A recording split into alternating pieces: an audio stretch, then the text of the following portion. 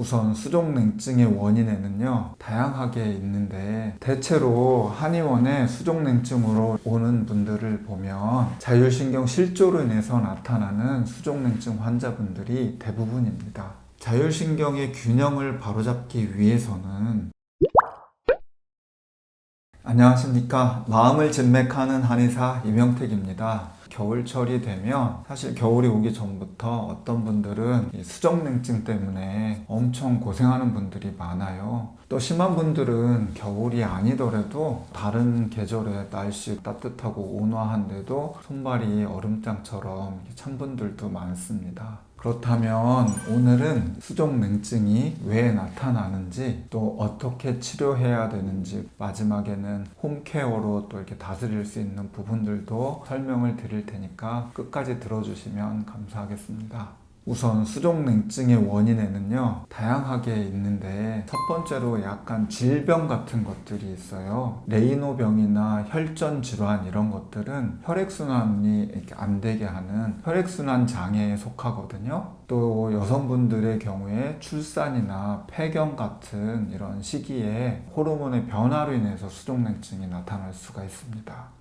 두 번째로는 체질적인 요인인데요. 평소에 이제 섬세하고 예민하고 얼굴 하얀 분들 있어요. 조금 마르고. 이런 분들을 우리가 이제 주로 소음인이라고 하는데요. 주로 심장이 약하고 소화 기능이 떨어지는 경우가 많은데요. 이런 분들이 추위나 스트레스 등의 외부 자극에 노출이 되게 되면 혈관이 빠르게 수축하기 때문에 확률적으로 수족냉증 발생률이 높아지게 됩니다. 마지막으로 자율신경 실조가 원인이 되어서 나타나기도 합니다. 자율신경계는 우리 신체의 여러 가지 기능을 조절하는 역할을 하는데요. 정신적 스트레스나 과로, 이것으로 인해서 혈액순환을 담당하는 중추인 심장의 기능이 떨어지게 됩니다. 심장은 우리 몸 곳곳으로 혈액을 이렇게 순환시키고 보내는 기관이기 때문에 심장에 문제가 생기면 손이나 발과 같이 심장에서 멀리 떨어진 말초 부위로부터 혈관이 수축하게 되고, 그렇게 되면 혈액 공급이 떨어지게 되어서 과도한 냉기가 생기게 되는 것입니다. 대체로 한의원에 수족냉증으로 오는 분들을 보면 자율신경 실조로 인해서 나타나는 수족냉증 환자분들이 대부분입니다. 자율신경을 살펴보면 자율신경은 우리 신체 여러 곳곳에 영향을 줍니다. 그래서 자율신경 실조가 머리 쪽에서 나타나면 두통이나 어지러움증과 같은 증상으로 보여지고요. 위장 쪽으로 가면 소화불량이나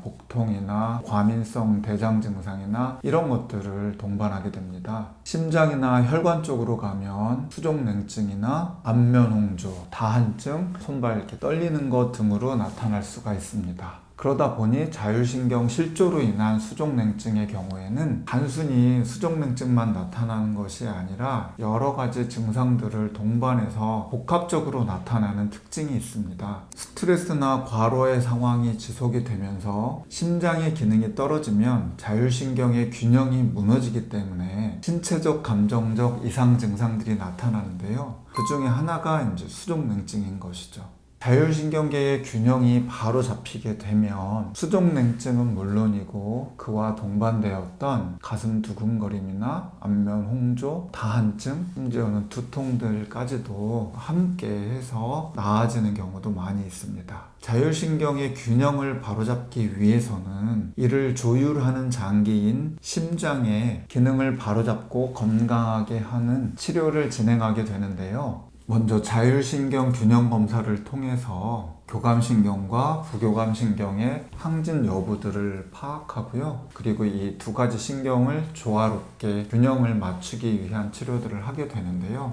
먼저 자율신경을 조율하기 위해서 심장의 기능을 회복을 해야 되는데요. 수족냉증을 치료하기 위해서는 심장을 보호해주면서 혈액순환에 도움이 되는 약초들을 사용하는데, 주로 용안육, 계지, 생강, 소해향 등의 약초들을 통해서 말초까지 혈액을 공급할 수 있도록 해서 수족냉증을 치료합니다. 이렇게 이제 수족냉증 치료와 함께 또 같이 해야 될 것이 이제 홈케어인데요. 주로 수족냉증이 있는 분들은 추위도 함께 타는 분들이 많아요. 그래서 몸에 열이 딱 간직이 되면 말초까지 좀 따뜻함을 유지할 수가 있어요. 그렇기 때문에 옷을 평소보다 조금 더 따뜻하게 입어줄 필요가 있습니다. 그래서 두꺼운 옷을 한 번에 입는 것보다는 얇은 옷을 겹쳐 입고 땀이 날 때는 또 이렇게 벗었다가 하면서 체온을 조금 원활하게 조율하는 것이 필요합니다. 두 번째로는 차가운 음료를 안 마시는 것이 좋고요. 대신에 따뜻한 물을 충분히 드시는 것이 필요합니다. 사실 이런 한겨울이나 날씨가 추운 겨울철에만 따뜻한 음료를 드시지 마시고 여름철이든 좀 평소에도 일상생활에서 따뜻한 음료 드시는 것을 생활화 하신다면 수족냉증을 효과적으로 치료할 수가 있습니다. 세 번째로는 반신욕 같은 것도 필수적으로 해주시면 무척 도움이 됩니다.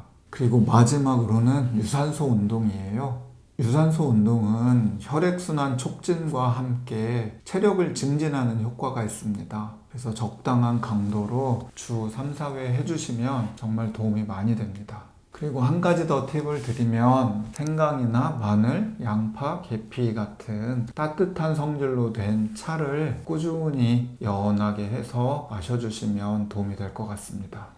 어떤 병이든 자신이 실제로 겪지 않으면 그 고통을 가늠하기 힘듭니다. 의사인 저도 마찬가지로 제가 많은 환자분들을 보고 경험치는 많이 쌓여 있지만 제가 직접 경험하지 않은 병들은 사실 그 환자분의 고통을 100% 이해할 수 없다고 생각해요. 수족냉증도 역시 마찬가지인데요. 그래서 치료도 중요하고 홈케어도 중요하고 또 평소 생활 습관을 통해서 몸의 온기를 보존하고 또 혈액순환을 좋게 하고 체력 자체를 늘리는 것이 필요합니다. 오늘 제가 준비한 내용은 여기까지고요. 다음번에 더 건강하고 유익한 내용으로 여러분들께 인사드리도록 하겠습니다. 감사합니다.